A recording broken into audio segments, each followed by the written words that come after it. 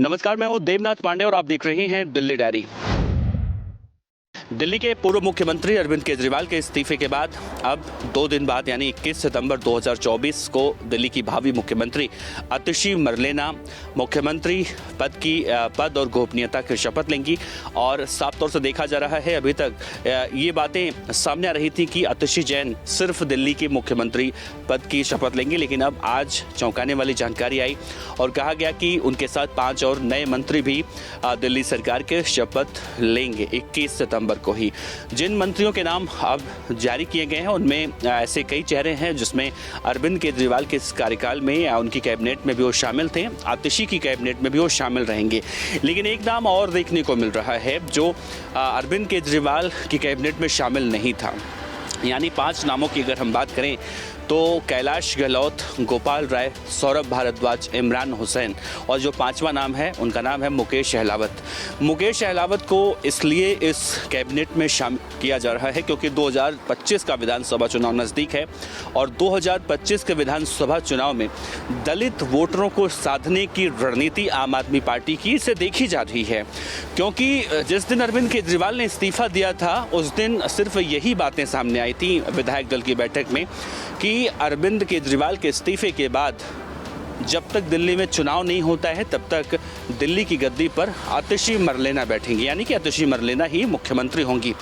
लेकिन विधायक दल में जो बातें हुई उससे अलग अब अरविंद केजरीवाल की रणनीति के रूप में इसे देखा जा रहा है कि दलित वोटरों को साधने के लिए ऐसा किया गया है।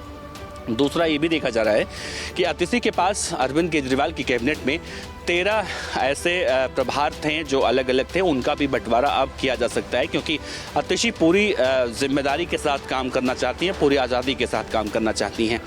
लेकिन एक सवाल तो उठ रहा है और वो सवाल है कि सौरभ भारद्वाज हो, संजय सिंह हो, गोपाल राय हो, जितने भी नेताओं का बयान आम आदमी पार्टी की तरफ से निकलकर सामने आ रहा है उसमें यही कहा जा रहा है कि अरविंद केजरीवाल मुख्यमंत्री हैं, मतलब उनका चरण पादुका एक तरह से वहाँ पर सिंहासन पर रख के आतिशी मरलेना एक तरह से कहें कि कठपुतली की तरह काम करेंगी।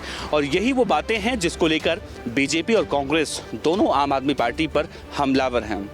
ऐसे में एक बड़ा सवाल उठ रहा है कि क्या एक नया नाम जोड़ने से दलित वोटरों को साधने की कोशिश जो अरविंद केजरीवाल की है, क्या 2025 के विधानसभा चुनाव में अरविंद केजरीवाल की पहली रणनीति यानी पुरानी वाली रणनीति इस बार भी काम में आएगी या फिर इस बार दिल्ली की जनता कोई बड़ा ही बदलाव करने वाली है।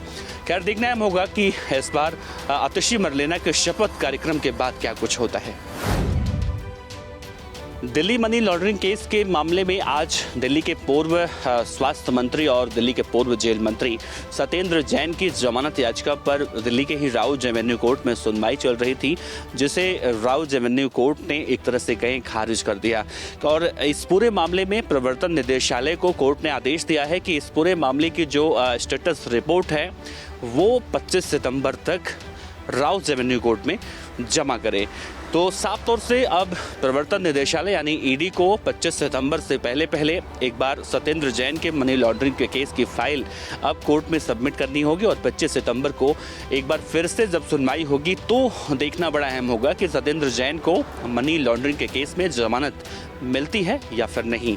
वैसे देखा जाए तो सबसे पहले दिल्ली सरकार का कोई अगर गिरफ्तार हुआ था मंत्री तो सत्येंद्र जैन ही थे। उसके बाद मनीष सिसोदिया की गिरफ्तारी हुई, फिर संजय सिंह, फिर केजरीवाल और फिर के कविता, और लगातार एक के बाद एक गिरफ्तारियों की झड़ी लगती चली गई। लेकिन जिस तरह से आम आदमी पार्टी या दिल्ली सरकार के मंत्रियों की या दिल्ली शराब घोटाले के मामले में आरोपियों की गिरफ्तारियां लगातार हुई, ठीक उसी से उलट हमने देखा पिछले कुछ दिनों में इन सब की जमानत भी वैसे हुई। और शायद इस बात की संभावना ज़्यादा है सत्येंद्र जैन को कि जिस तरह से एक एक कर उनके सभी साथी इस वक्त जमानत पर बाहर हैं तो वो भी बाहर आ सकते हैं। और अब माफ़ कीजिएगा, दिल्ली के राउज एवेन्यू कोर्ट में सत्येंद्र जैन ने अपने वकील के जरिए जमानत याचिका लगाई है। बहरहाल आज तो उनकी जमानत याचिका खारिज हुई है, लेकिन 25 सितंबर का इंतज़ार है जब इस पूरे मामले में ईडी स्टेटस रिपोर्ट सौंपेगी और तब सुनवाई के बाद क्या कुछ होता है ये देखना फिलहाल बड़ा अहम होने वाला है। हरियाणा विधानसभा चुनाव के लिए आज बीजेपी ने अपना संकल्प पत्र जारी कर दिया। आज बीजेपी के राष्ट्रीय अध्यक्ष और केंद्रीय स्वास्थ्य मंत्री जगत प्रकाश नड्डा ने बीजेपी का संकल्प पत्र जारी कर दिया। बीजेपी ने आज के इस संकल्प पत्र में यानी हरियाणा विधानसभा चुनाव से पहले अपने मैनिफेस्टो में काफ़ी सारी ऐसी बातें की हैं, वादे किए हैं और इन वादों की अगर हम संख्या देखें तो कुल 1 से लेकर 20 तक है, जिसमें सबसे ज़्यादा और अहम वादा या योजना देखा जा रहा है। जेपी नड्डा ने कहा कि अगर हरियाणा में बीजेपी जीत कर आती है, बीजेपी की सरकार बनती है तो सभी महिलाओं को 2100 रुपये दिए जाएंगे। ये कहीं ना कहीं बीजेपी का मास्टर स्ट्रोक हो सकता है, क्योंकि ये योजना हमने मध्य प्रदेश में भी देखा और अरविंद केजरीवाल भी दिल्ली में इस योजना को लॉन्च करने वाले हैं। बीजेपी ने हरियाणा में ये मास्टर स्ट्रोक खेल के शायद कहीं ना कहीं अपने खाते में कुछ उपलब्धि तो ज़रूर हासिल करने की कोशिश की है। देखा जाए तो आज जब संकल्प पत्र जारी हो रहा था तो इस वक्त बीजेपी के हरियाणा प्रदेश अध्यक्ष जगत प्रकाश नड्डा जो राष्ट्रीय अध्यक्ष हैं, वो हरियाणा के मुख्यमंत्री नायब सिंह सैनी और हरियाणा के पूर्व मुख्यमंत्री मनोहर लाल खट्टर समेत हरियाणा के तमाम दिग्गज बीजेपी नेता शामिल थे।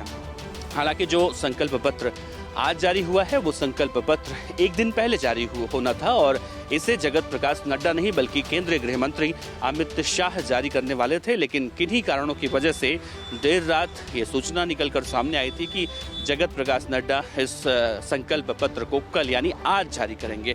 तो फिलहाल बीजेपी हरियाणा के चुनाव में कोई कोर कसर नहीं छोड़ रही है।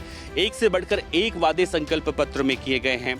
जिस अग्निवीर को लेकर विपक्ष लगातार बीजेपी सरकार पर हमलावर है, उस अग्निवीर योजना को लेकर भी इस मैनिफेस्टो में बहुत सारी बातें कही गई हैं।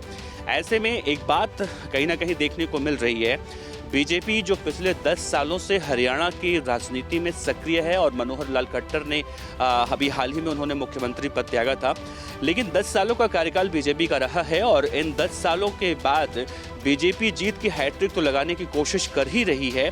साथ ही ये भी देखा जा रहा है कि कांग्रेस पार्टी भी अपनी सियासी जमीन तलाशने की कोशिश न सिर्फ कर रही है बल्कि उसे पूरी तरह से अमली जामा पहनाने की भी कोशिश की जा रही है ज़मीनी स्तर पर। ऐसे में हरियाणा में इस बार लड़ाई कांटे की होने वाली है। आम आदमी पार्टी इस बार हरियाणा विधानसभा चुनाव में एक नई पार्टी बनकर बेशक निकलकर सामने आई हो, लेकिन आम आदमी पार्टी का जनाधार ठीक उतना ही है जितना मौजूदा वक्त में कांग्रेस पार्टी का। ऐसे में ये मुकाबला काफ़ी ज़्यादा रोचक होने वाला है। बीजेपी जीत कर आती है, हैट्रिक लगाती है, या फिर कांग्रेस को वापस अपनी ज़मीन मिलती है, या आम आदमी पार्टी 2015 दिल्ली विधानसभा चुनाव के तहत यहाँ पर कोई जादुई करिश्मा करती है। फिलहाल इंतजार है अक्टूबर के महीने का, जब हरियाणा के विधानसभा चुनाव खत्म होगा और रिजल्ट आएगा। फिलहाल देखा जा रहा है सभी पार्टियां अपनी अपनी कवायदों में कोशिशों में लगी हुई हैं। तो फिलहाल दिल्ली डायरी में इतना ही। देश और दुनिया की और भी खबरों के लिए आप देखते रहिए हिंद फर्स्ट। कैमरामैन गौरव सक्सेना के साथ देवनाथ पांडे, हिंद फर्स्ट, दिल्ली। इस तरह की और वीडियो देखने के लिए हमारे YouTube चैनल को सब्सक्राइब करें और बेल आइकन को दबाना ना भूलें।